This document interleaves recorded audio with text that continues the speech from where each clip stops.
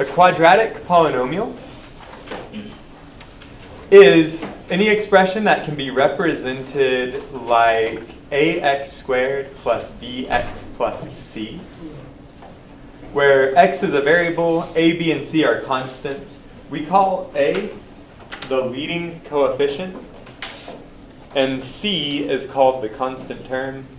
If you were going to graph a quadratic polynomial, the shape of the graph is called a parabola. And the c, that number c, is the y-intercept when you go to graph this thing. We also call this form the expanded form of a quadratic polynomial.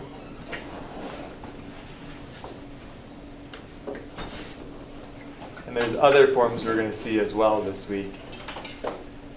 But here's an example down here. For this top left polynomial, what's the leading coefficient here? 6. And what's the constant term? -5, yeah. So looking at this down here, it looks like the leading coefficient is 6 and the constant term is -5. What about the leading coefficient of this one on the bottom right? Yeah. The leading coefficient here is 1, and the constant term is 2. Very good. What about this one? Leading coefficient is -1, and the constant term is 0. Yeah. Leading coefficient for this one is -1, and the constant term is not 4, it's 0. For this one, the leading coefficient is -9. Very good. And the constant term is 3. So you see I wrote it out of order to try to confuse you, but what's important is the leading coefficient is in the term with the x squared. It's not that it always shows up first as you read it from left to right. It's just, you could rearrange this thing and put it in the proper order where the x squared term is first, and then it would be -9 as the leading coefficient.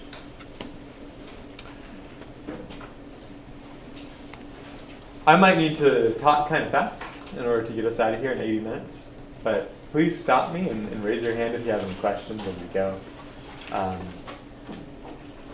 If I want to evaluate this quadratic function at the point x equals -9, what I mean by evaluate is you're going to plug in the value -9 everywhere I see an x. And so this would be 6 times 81, which is 486, plus 3 times -9 is -27, and then you just simplify. If you see the word evaluate, that means you plug in that value for x everywhere you see the x in that function, and then you just have to simplify.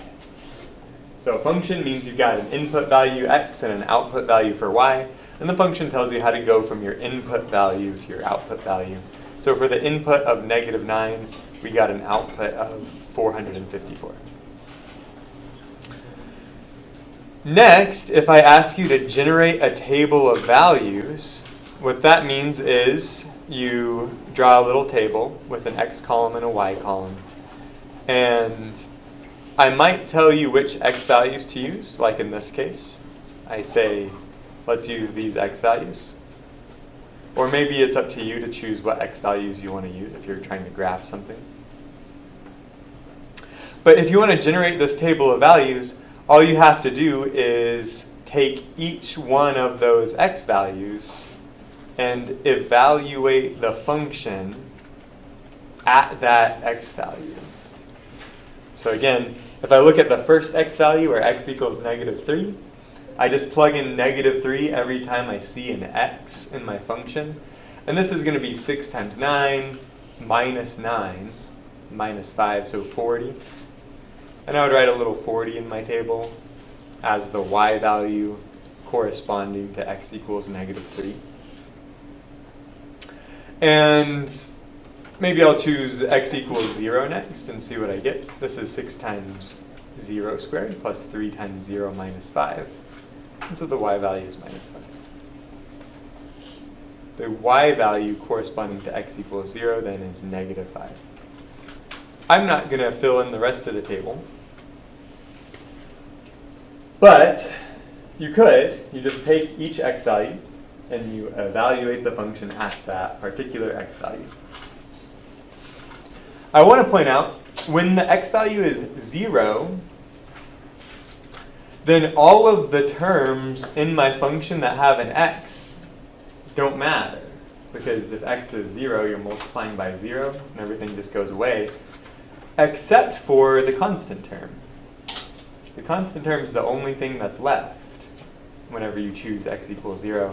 And that's why we say that this constant term is also the y-intercept. Because on an xy plane, the y-axis is the place where x is equal to 0. And you get the y value just by looking at the constant term. That's why this is the y-intercept.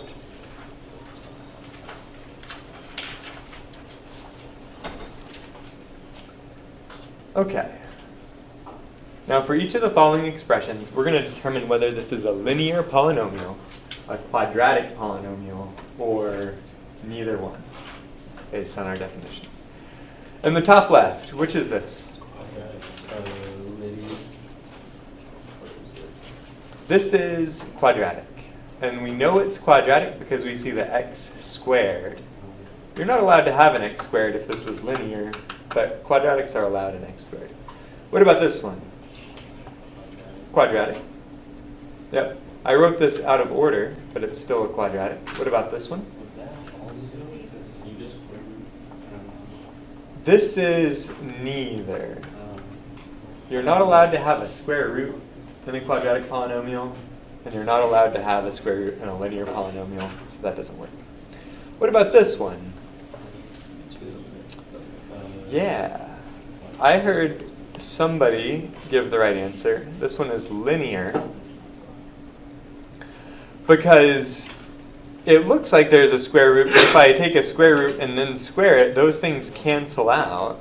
And this is x minus 3x plus 4, which is minus 2x plus 4. And then it looks like a linear polynomial. What about the one in the middle? Neither. Yeah, because I'm not allowed to have an x cubed in a quadratic or a linear polynomial. What about this one over here? This one is linear because if my leading coefficient is 0, that whole term is 0. It doesn't matter. And what's left is a linear polynomial. What about down here? Yeah, this is a super duper simple quadratic polynomial. It's like ax squared plus bx plus c if a is equal to 1, b is equal to 0, and c is equal to 0. What about this one? This one is quadratic. What is x raised to the 0 power? Yeah. Anything raised to the 0 power is just 1, and so this 17 times x to the 0 power, that's just my constant term. I would say c equals 17. What about this one on the bottom right corner? This is quadratic. If I go ahead and I divide every term in the numerator by x, I get this nice quadratic polynomial. This is only a little bit tricky as a question type, right?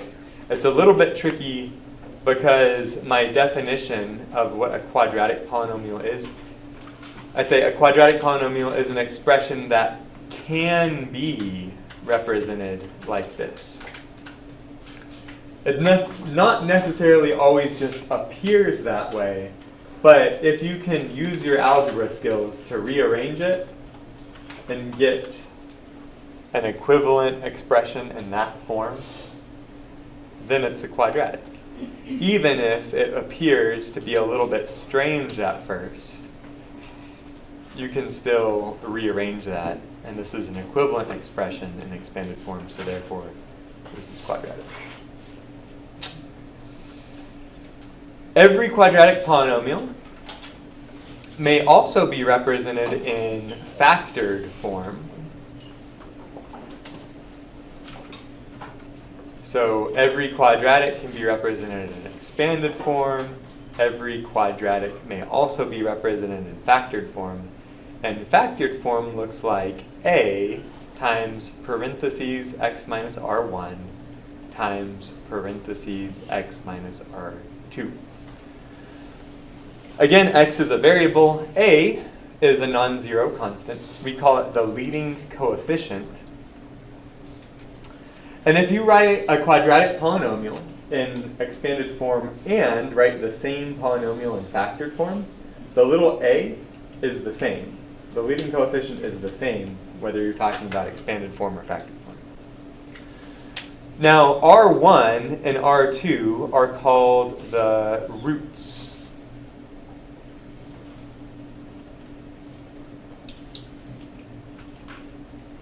And for a quadratic polynomial, these might be the same number, or they might be different numbers.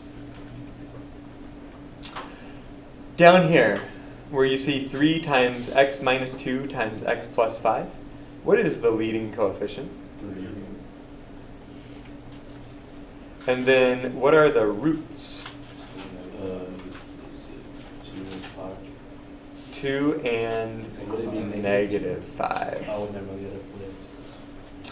Because we are expecting to see x minus the root. And if you see x plus 5, that's the same thing as x minus negative 5.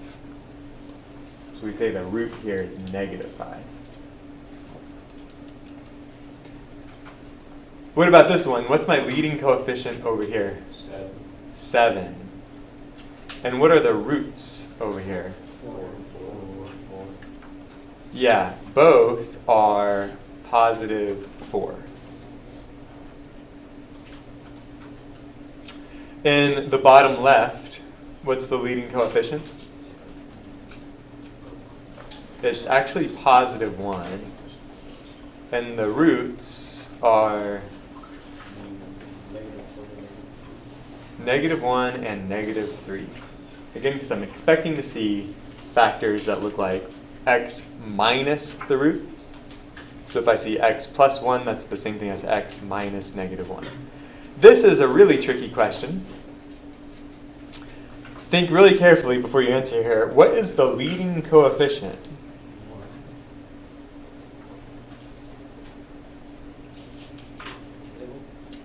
Yeah, negative 1. And that, is a super trick question here. Right here I have 2 minus x. What I would like to see is x minus 2. But in order to reverse the order in which I'm subtracting things, I have to also pick up a minus sign, right? Like minus 1 times x minus 2. That is the equivalent way to write the first factor. And then the second factor says 5 plus x. I could rewrite that as x plus 5. And I don't have to change anything else because addition is commutative. Addition doesn't care the order in which you add things. Subtraction, though, if you change the order of subtraction, it does matter, and we pick up a minus 1 when I switch x minus 2 to 2 minus x. So, trick question, if I actually write this out in factored form like this, I can see my leading coefficient is negative 1, and my roots are 2 and negative 5.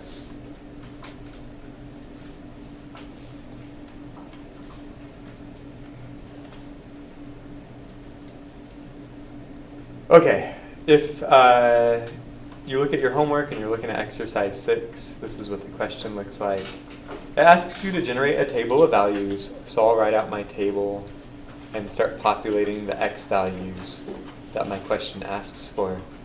The only difference in this example compared to the previous example, in the previous one I gave you the function in expanded form, and this time I'm giving you the function in factored form. So we'll take a few values out of my table and just evaluate my function here. So if I say x is 0, then my function becomes 3 times 0 minus 2 times 0 plus 5. That's negative 30, and so when x is 0, the corresponding y value in this table would be negative 30. That's my y-intercept, and it's not as easy to see when it's in factored form, you know? When it was in expanded form, you could just look at the constant term to get your y-intercept, but factored form, you actually still have to plug in x equals 0 and multiply through. The next thing I want to show you is what happens when x equals 2. When x is equal to 2, my function becomes 3 times 2 minus 2 times 2 plus 5, which is 3 times 0 times 7. But that's just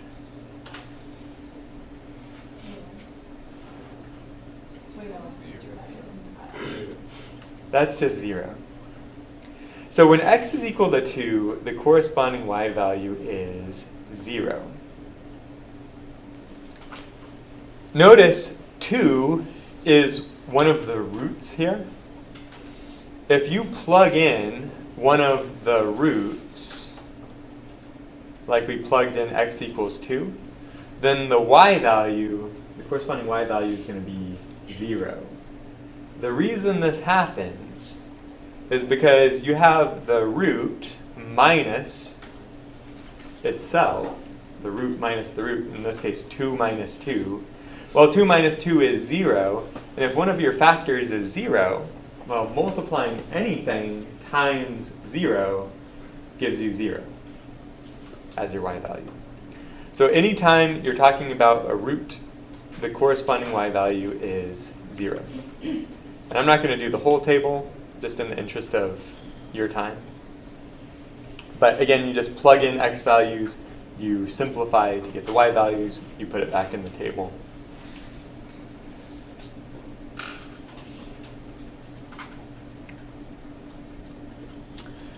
Okay, if we are given a polynomial in factored form, and you want to rewrite that same polynomial in expanded form, we call that expanding the polynomial. So here's an example. I might ask you, expand the polynomial. You'll notice the polynomial is given to you in factored form. And our goal here is to rewrite this in expanded form.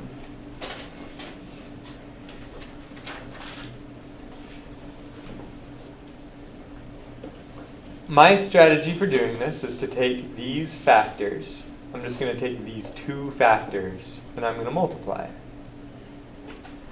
You can multiply any way you want. I don't care if you want to FOIL. You've heard of first, outer, inner, last. If you like foiling, that's fine. If you can do this in your head, that's fine too. Just multiply these two things any way you like. Sometimes I like to draw a little box like this because it helps me keep track of all my work. And when I'm done multiplying those two factors, I get x squared plus 3x minus 10. I also have to keep that 3. I haven't multiplied by the 3 yet. And then the next step is I just have to distribute this 3 inside the parentheses. So distributing the 3 looks like 3x squared plus 9x minus 30. And this is what we call expanded form.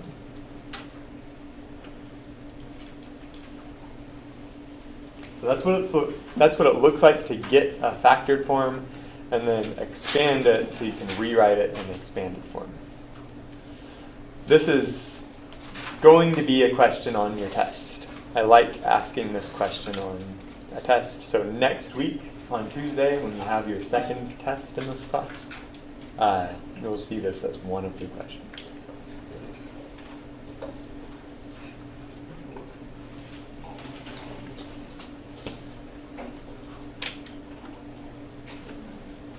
Now, we've seen this definition before. A polynomial is called monic if the leading coefficient is positive 1. Is this a monic polynomial? Yes. Is this a monic polynomial?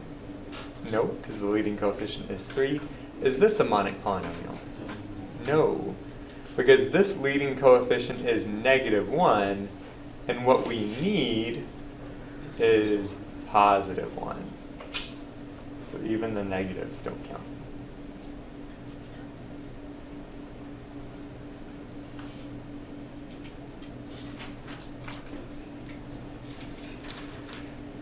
On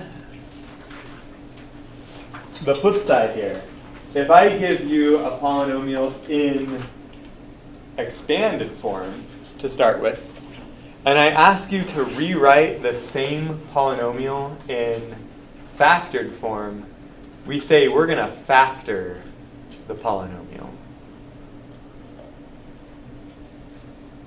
It's kind of like the reverse direction. Every polynomial can be written in expanded form. Every polynomial can be written in factored form. So we're going to want to learn how to go back and forth between the two forms. Expanding was pretty easy relative to factoring. Factoring is the harder direction. And here's one strategy that only works if the roots are rational numbers.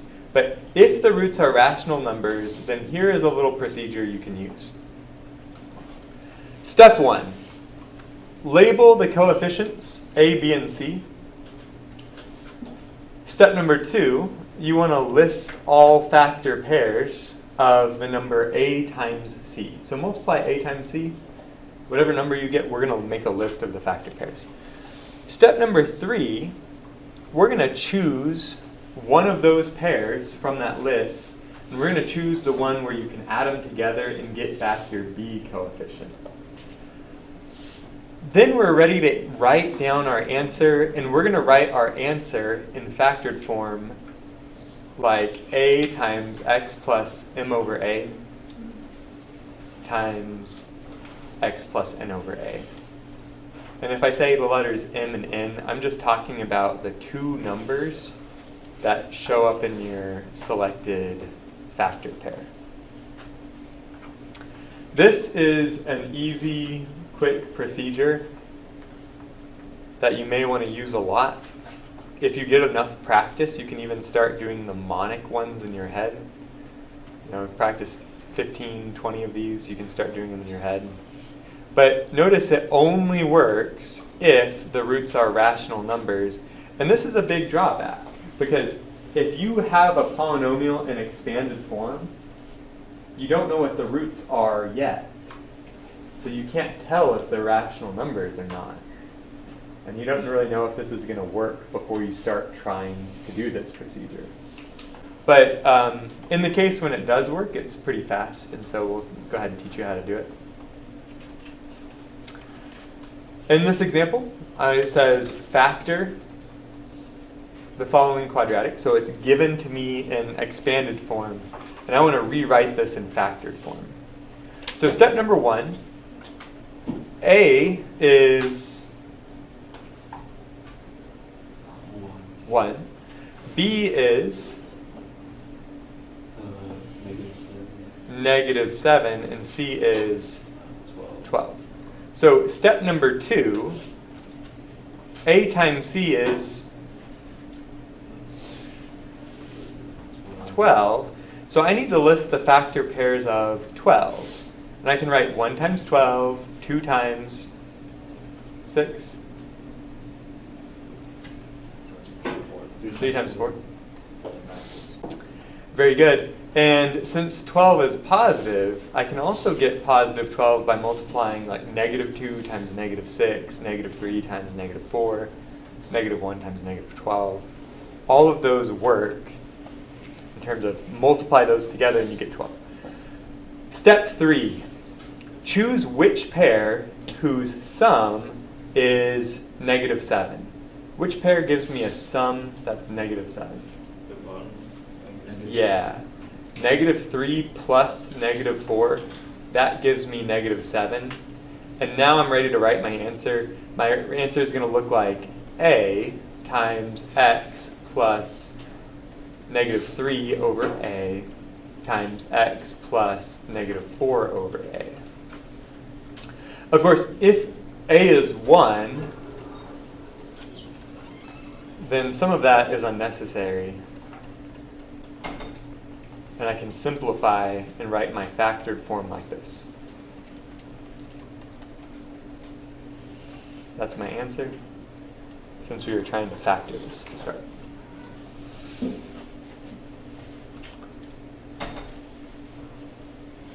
Does that make sense? What do you do if you want to check your answer? Next week, Tuesday, you're sitting in class and you're about to turn in your test, but you think, I actually have a few extra minutes. I don't have to turn in my test right away. Maybe I'll go back and check my answer.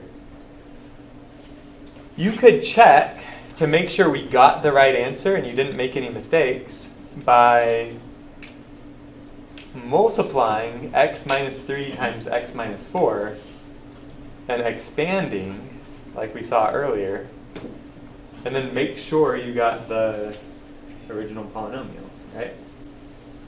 And if you don't, you know you made a mistake, you got to find your mistake, maybe fix it so you know you get the question right.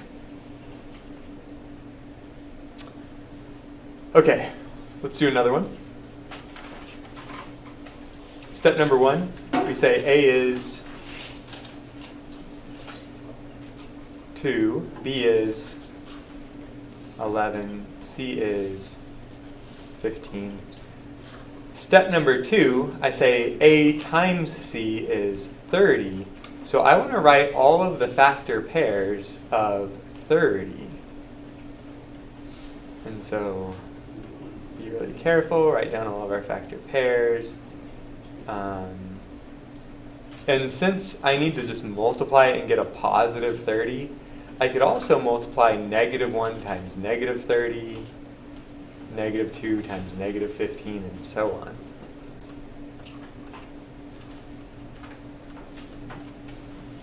So I've made my list.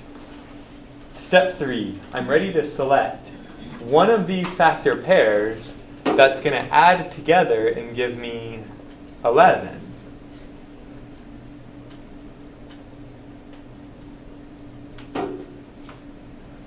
Five plus 6 is the only pair that gives me 11. 5 plus 6 is 11. And so I'm ready to write my answer. I write my answer like A times x plus m divided by a times x plus n over a. In other words, 2 times x plus 5 over 2 times x plus 6 over 2. And 6 over 2 is just 3. So there's my factored form.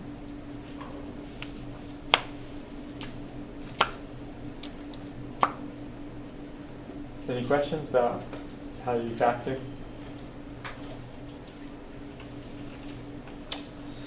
Very good. Maybe I could ask you a similar question, but ask you, what are the roots of this polynomial?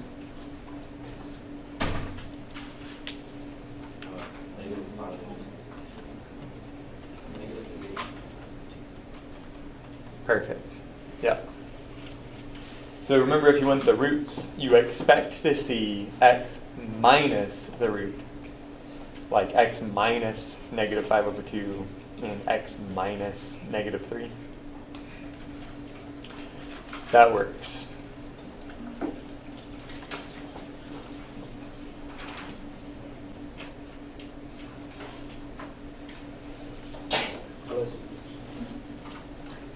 So just like we saw with the linear polynomials, if I use the word polynomial, what I'm technically referring to is just the expression.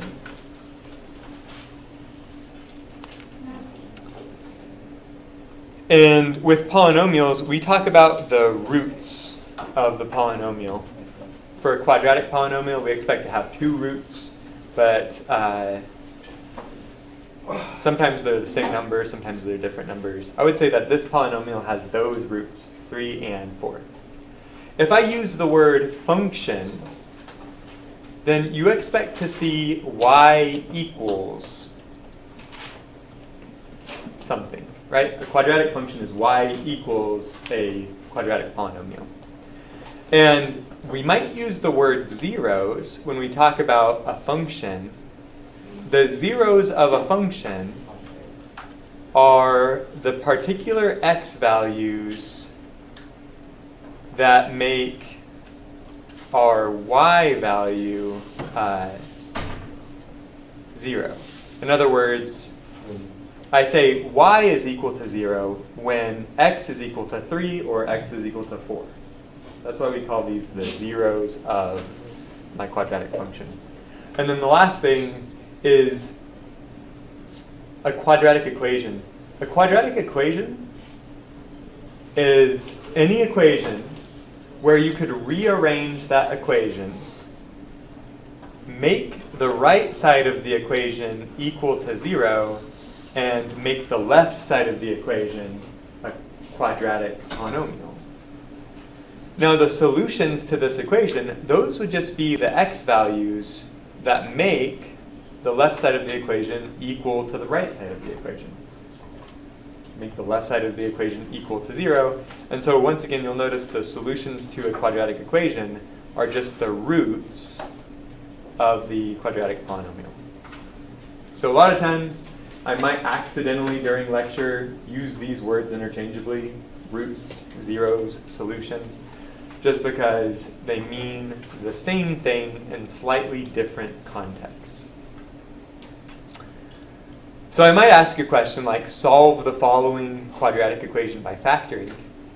This is a quadratic equation because if I just rearrange this a little bit by adding 5x to both sides and then subtracting 2 from both sides, I can make the right side of my equation equal to 0, and then the left side of my equation is a quadratic polynomial. So if you're trying to solve a quadratic equation, step number 1 is always make the right side equal to 0. Just like we did here. In this case, we had to add 5x and subtract 2. That canceled out everything on the right-hand side. And this is what we got so far. Now, the left side is in expanded form. And my question here gives me the hint that I want to solve this by factoring. So we're going to go ahead and factor the left side of this equation. I could say a is equal to 3, b is equal to 5, c is equal to negative 2, and a times c is negative 6. The factor pairs of negative 6 would be negative 1 times 6, negative 2 times 3, 1 times negative 6, and 2 times negative 3, right? Those are the only pairs of integers where if I multiply them, I can get negative 6. And the next step is I ask, which one of those pairs, if I add them together, is going to get me my b coefficient? The first one. The only one that works here is negative 1 plus 6 gives me positive 5. So I'm ready to write the left side of this equation in factored form, I write it like a times x plus negative 1 over a times x plus 6 over a. And I can simplify a little bit.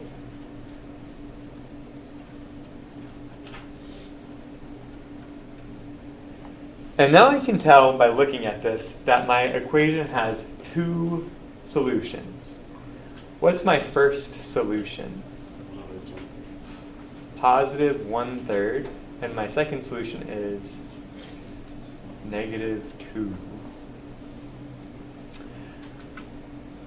I say positive 1/3 is a solution because if I plug in this value for x, the left side of the equation would be 3 times 1/3 minus 1/3, so 3 times 0, and that makes the whole left side of the equation 0, right? It works. I say negative 2 is a solution because if I plug in that value for x, I would get my last factor as parentheses negative 2 plus 2, and so I'm multiplying everything times 0 again, and that's how I find my two solutions to this equation. Any questions so far? Make sense? Okay. I mentioned this before, but this method is useful because it's fast, but it only works if your roots are rational numbers. And if you have it in factored form, you know what your roots are, but you don't need to factor. If you have it in expanded form and you actually need to factor it, you don't know what the roots are. So let me show you a little example. If I have the equation x squared equals 6, and I make sure that the right-hand side of the equation is equal to 0, just by subtracting 6 from both sides. Let's try to factor. I would say a is positive 1, b is 0, and c is negative 6. That means a times c is negative 6, and that's going to give me the same list of factor pairs that I had just a moment ago. There's 4 options, and now I would choose which pair is going to add together to give me 0, right? Which one of those 4 pairs is going to add together to give me 0? None of them work, right? And this is exactly what it's going to look like if you are trying to factor a quadratic polynomial that has irrational roots. That means the roots of this quadratic are irrational numbers. And this method only works if they're rational. So what can we do instead?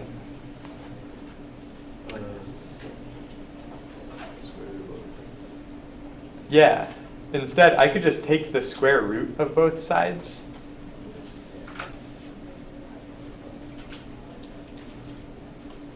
And on the left side, the square and the square root are going to cancel, and on the right side, I just get the square root of 6.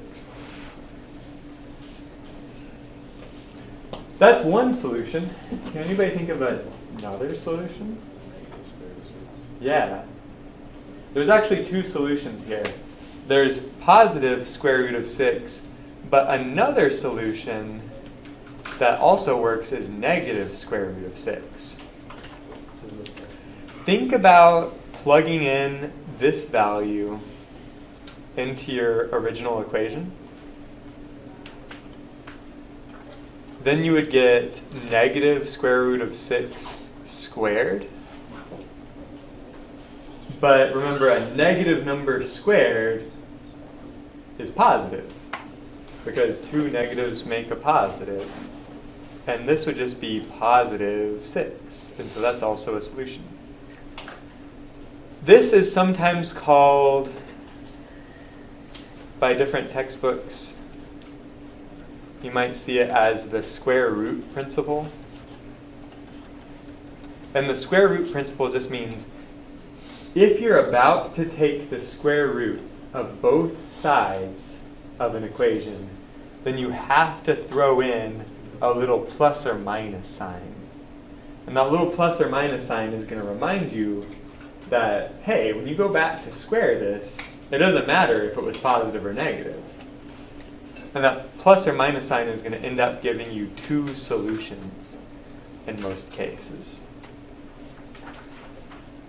But that's what I mean if I say the square root principle. I mean, watch out when you take the square root, you have to remember the plus and the minus sides. Like in this example, we've got solve the following equation using the square root principle. My equation is x squared minus 25 equals 0.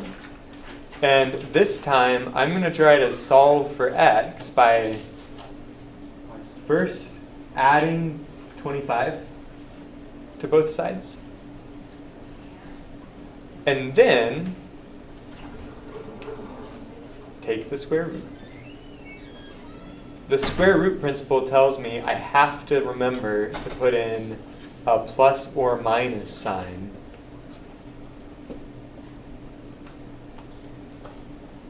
when I take the square root of both sides of my equation. And then on the right side, what's the square root of 25? 5. So there are two solutions to this equation. X equals 5 and x equals negative 5. Make sense? That's easy. Slightly more difficult one, still not that bad, is 4x squared minus 9 equals 0. If I'm trying to directly solve for x, I should add, perfect, add 9 to both sides. Again, I'm trying to solve for x, so I divide by 4. And now I'm ready to take the square root. And I remembered to do plus or minus. Because when I take the square root of both sides of an equation, I have to do plus or minus. Now, what's the square root of 9/4? Perfect, 3 over 2. If you're taking the square root of a fraction, you can just take the square root of the numerator and the square root of the denominator separately. The square root of 9 is 3, and the square root of 4 is 2. Question? One of them isn't a perfect square. Is it still just square root of 9 over 4? Or would you square 1? Oh, okay. Your question is if you're taking the square root of 25 over 8. This would be the 5 for the square root of 25 and square root of 8. And then to give a simplified answer, you would want to rationalize your denominator. 8 is the same thing as 2 squared times 2. So it would be 5 over 2 square root of 2. And then I would multiply the top and the bottom by square root of 2. And then this answer in simplified form would be 5 times square root of 2 divided by 4.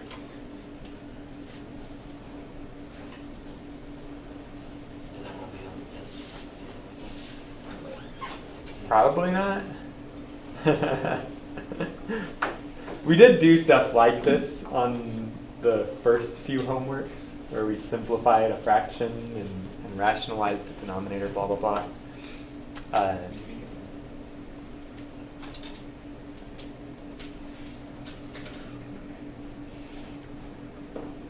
This wouldn't be like an open-ended answer thing. It would just be like, check your answer choices, and maybe you'd see, oh, my answer choices are simplified, and you could figure it out from there, but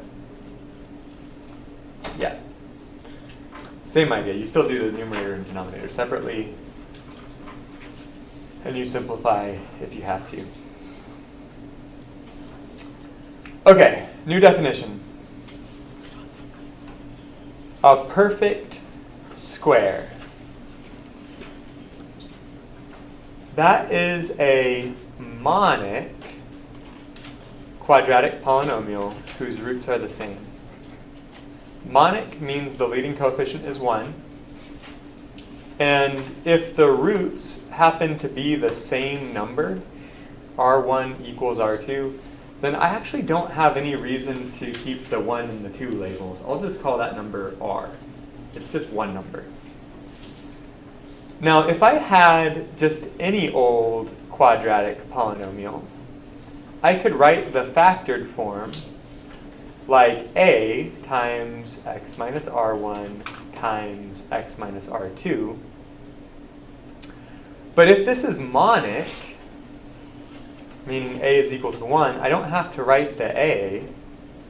And if r1 and r2 are the same number anyways, I don't have to keep the subscripts. I'll just call that number r. And if I want to, I can write this down in factored form like x minus r squared. So if you happen to see one of these perfect squares given to you in factored form, that's what it might look like, where lowercase r can just be any old number. And that's how you recognize it in factored form. You next might ask the question, if you see a perfect square given in expanded form, how would you recognize it? And to answer this question, I'm going to start off with the factored form, and then I'm going to expand it. Oops. Didn't mean to scroll down that far. Expanding means I'm going to try to multiply x minus r times x minus r.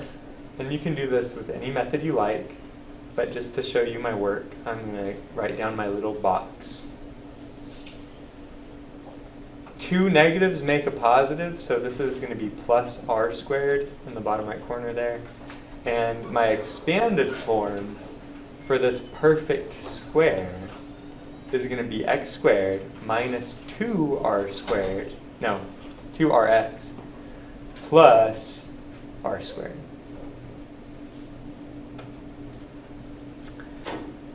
And normally, whenever I write down a quadratic polynomial in expanded form, it would look like this. So what this is trying to tell me is, first of all, a is 1 because it's monic. Second of all, b is equal to negative 2r. And lastly, c is equal to r squared.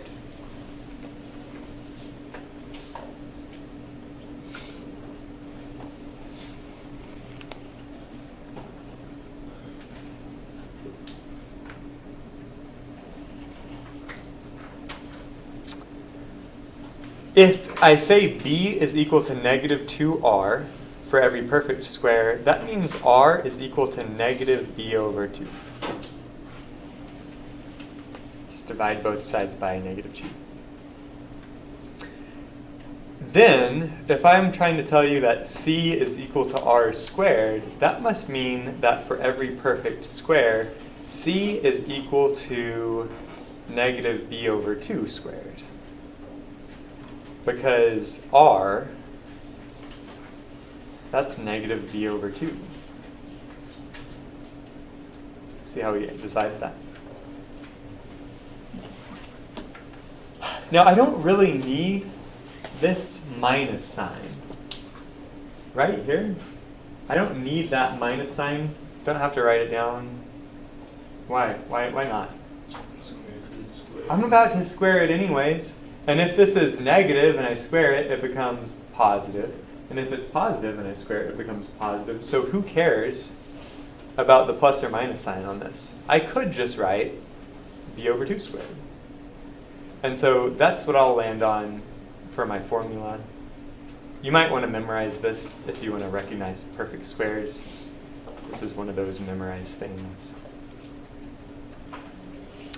And so I'll highlight the criterion here. If I want to recognize a perfect square given in expanded form, what I'm looking for is a equals positive 1. And I'm also looking to make sure that c is equal to b divided by 2 squared. Those are the two things you have to look for.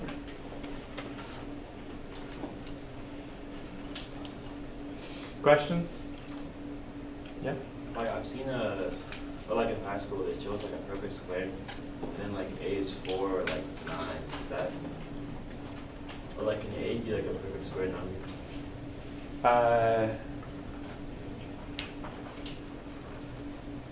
Kind of.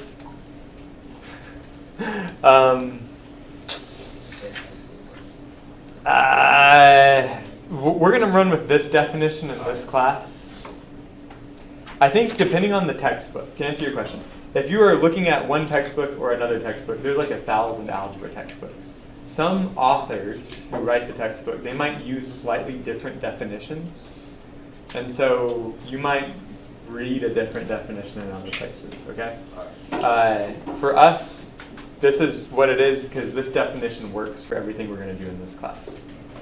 But it's a good question. The next question I want to answer here is, if I see a perfect square given an expanded form, how would I factor this? And we need to recall that the factored form of a perfect square is x minus r squared. And I'm going to use this definition of r and rewrite this as x minus negative b over 2. And x minus negative b over 2 is x plus b over 2. So if you happen to recognize I'm looking at a perfect square in expanded form, now you can just factor it by writing down x plus b over 2 squared. You don't even have to look at what c is. It's just x plus b over 2 squared. So if you can recognize the perfect square, you can factor it super duper easy.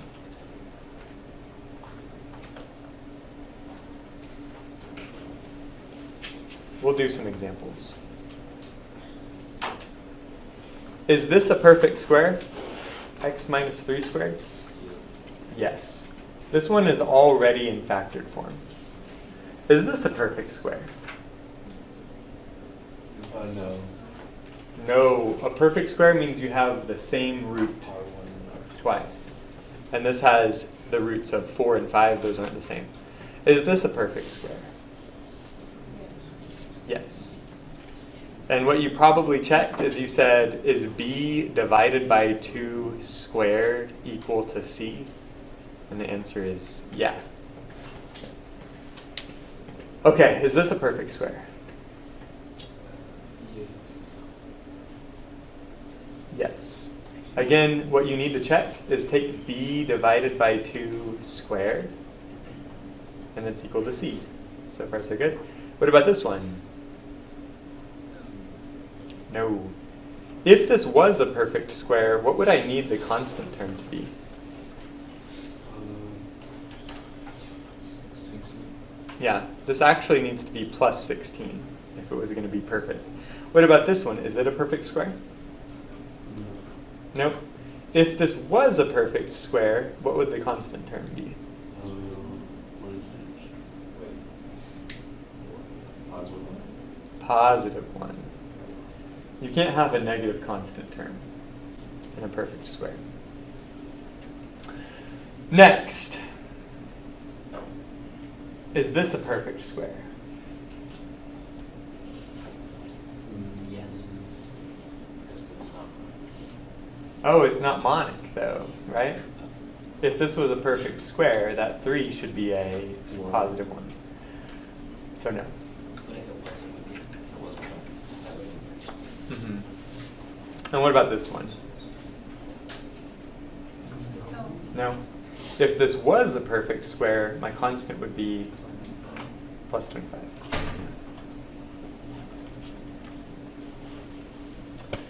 Very good. Next, exercise 13. For each of the perfect squares identified above, in other words, we're talking about these two guys, write the factored form. So, how do I factor x squared plus 4x plus 4? Do the ABC equals R. You then factor out the. If you know it's a perfect square, that's the factored form. So it's x plus.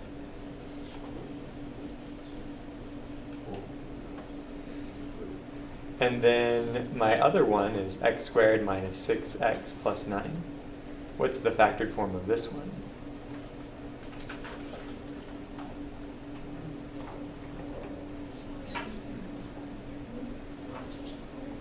X minus 3 squared.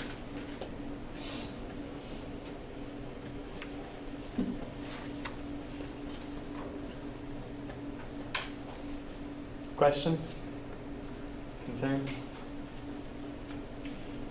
Big emotions? It's okay to have big feelings. I learned that today from Miss Rachel. My 2-year-old loves a program called Miss Rachel on YouTube. Anybody seen Miss Rachel? No? Any pre-K majors in here? Solve the following quadratic equation by completing the square. What we're about to do is called completing the square.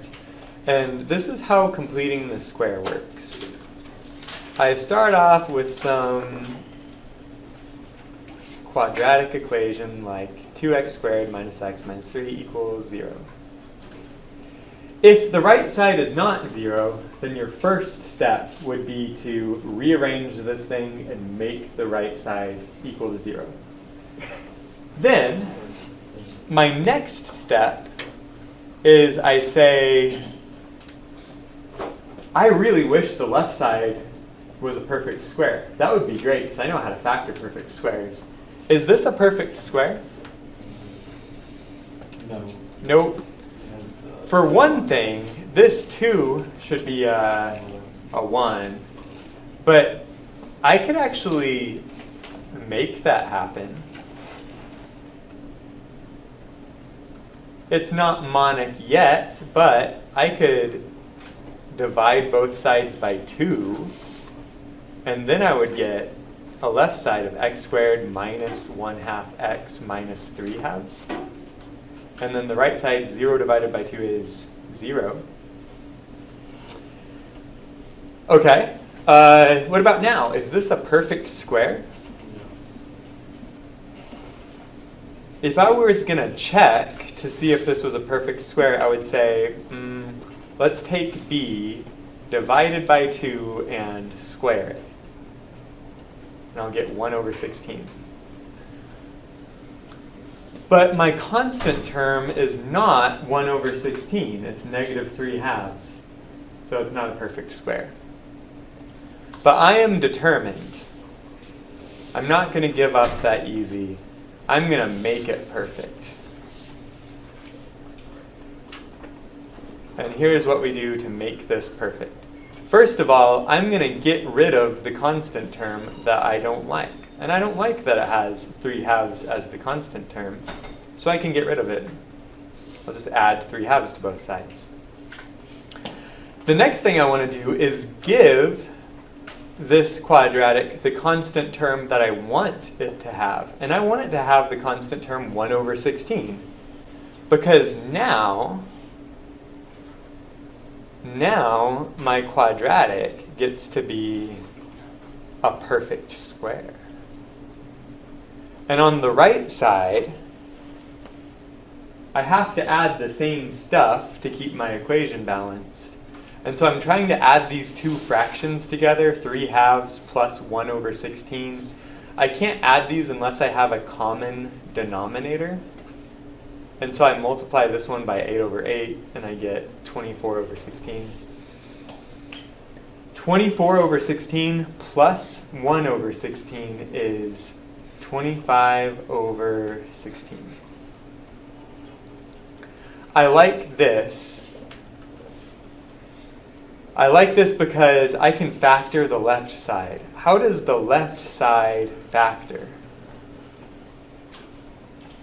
It's a perfect square, remember? X minus 1/4. Very good. X minus 1/4 squared. And the right side is 25/16. What should I do next as I try to solve for x? Yeah, I got to take the square root of both sides. And if I take the square root of both sides, I need to throw in a little plus or minus sign. That's my square root principle in action. And then I'm going to get on the left side x minus 1/4, and on the right side plus or minus 5/4. And we were very close to solving. I just have to add 1/4 to both sides, and I get that x equals 1/4 plus or minus 5/4.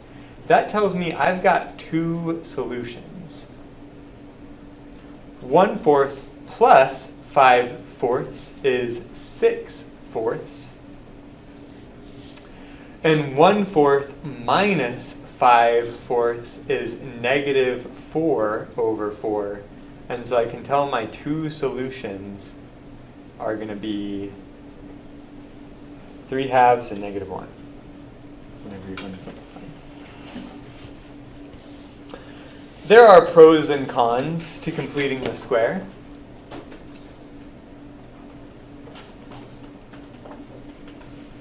One big downside is that this takes longer than factoring, right? With the ABC method. It takes longer, it's a little bit more difficult, and when there's more steps, it's easier to make a mistake. So lots of downsides. The one upside here is that completing the square is going to work even if you have irrational roots. The roots here were rational, but imagine a situation where this was irrational roots. This is still going to work even when the factoring doesn't work. So that's the only reason somebody might think about completing the square. Still, in real life, nobody does completing the square, even when there's irrational roots. Does anybody know what you would do if you have irrational roots? Yeah. It's called the quadratic formula. The quadratic formula says,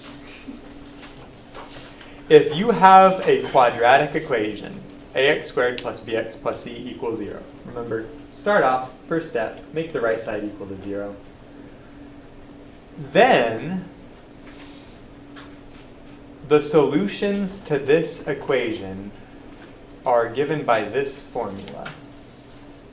Negative b over 2a plus or minus the square root of b squared minus 4ac divided by 2.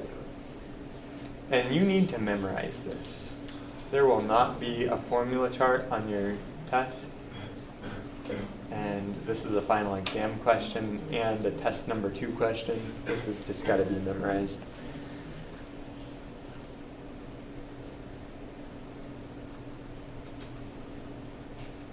And this is really easy. The hard part is memorizing it, but once you have this memorized, then it makes solving equations super duper easy.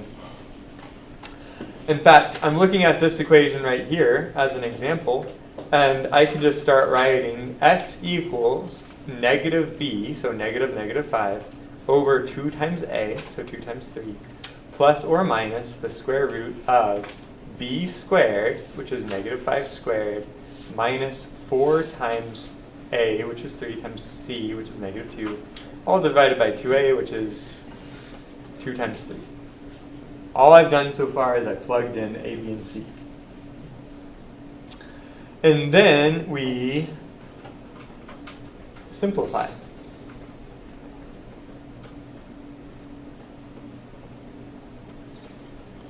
So that's positive 5 over 6 plus or minus 7 over 6.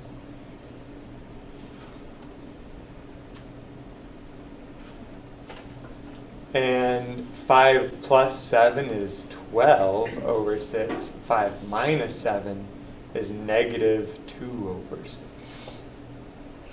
So I've got 2 solutions.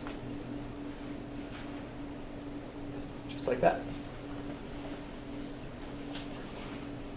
You write down your formula from memory. You plug in your a, b, and your c, and you simplify. No downsides here. This is faster than completing the square, and it's going to work even when you have irrational roots. Yeah.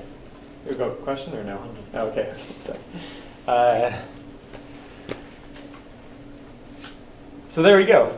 We're going to want to use the quadratic formula, and you don't ever have to do completing the square ever again, because this kind of takes care of that, all those cases, right?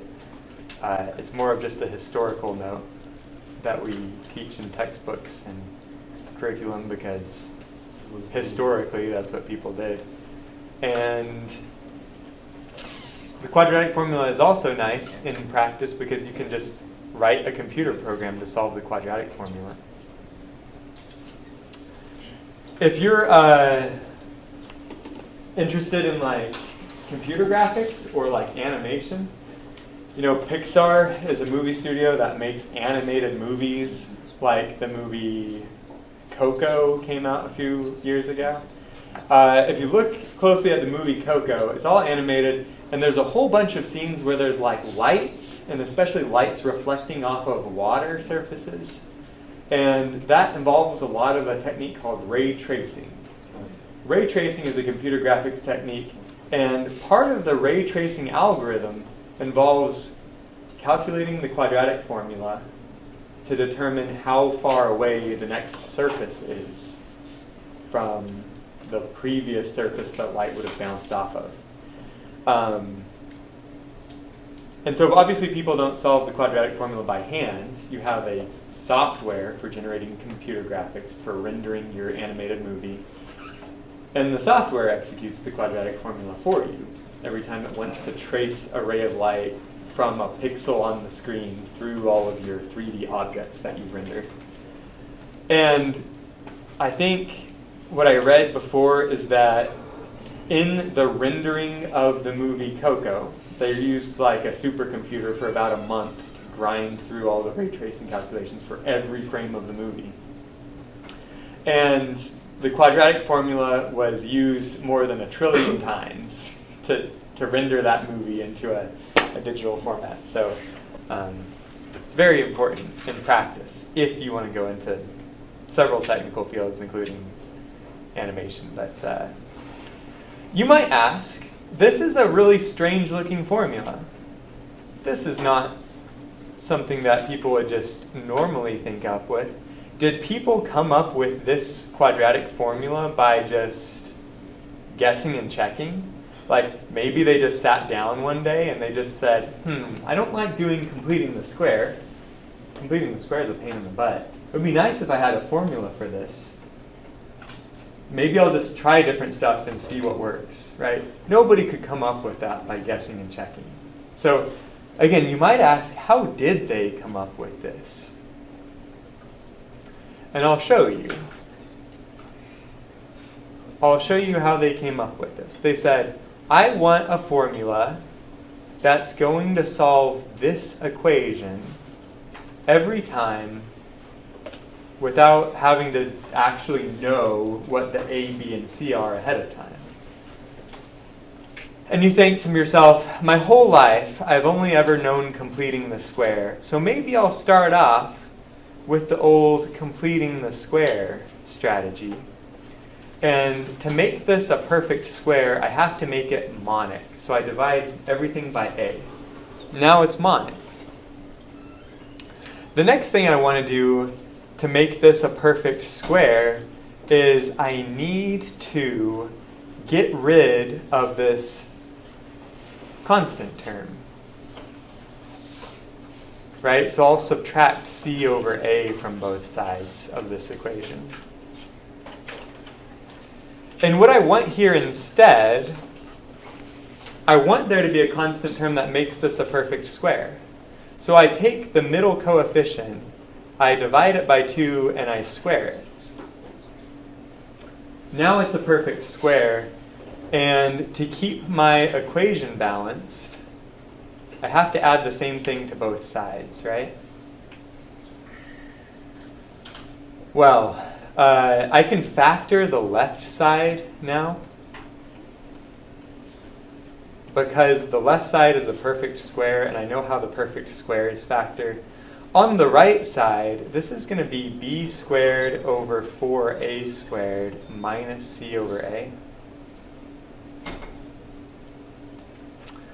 And to subtract these two fractions, I need to get a common denominator. And so I'm going to multiply this second fraction by 4a over 4a to get that common denominator. And that common denominator is 4a squared.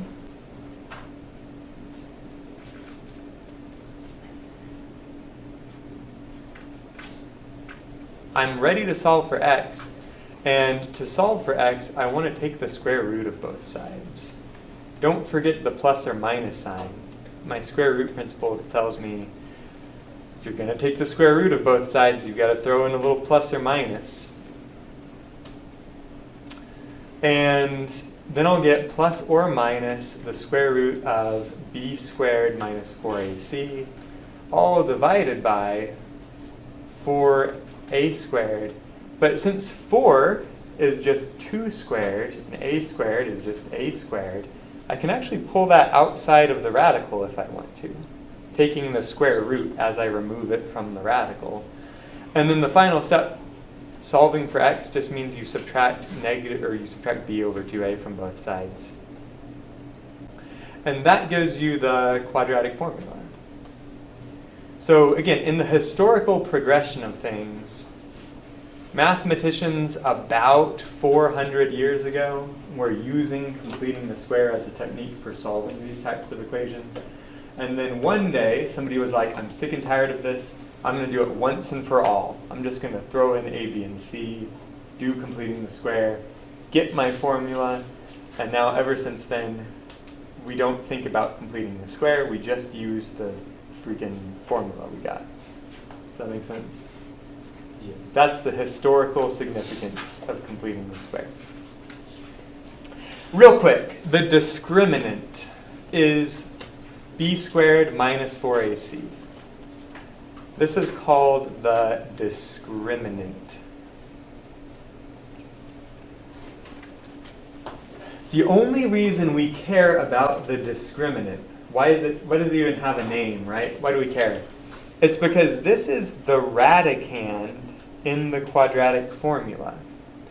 So my quadratic formula looks like negative b over 2a plus or minus the square root of b squared minus 4ac over 2a. So if you are calculating the discriminant and you were to find that that discriminant is positive, that means you're taking the square root of a positive number, and that's a real number.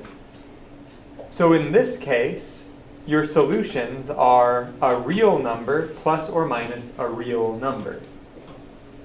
This is kind of assuming that A, B, and C are real numbers to begin with.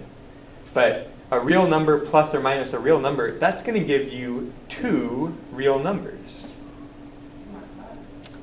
Instead, what if the discriminant was negative? If this is negative under the square root, well, the square root of a negative number is imaginary. And if you've got a real number plus or minus an imaginary number, this is what we call 2 complex conjugate solutions.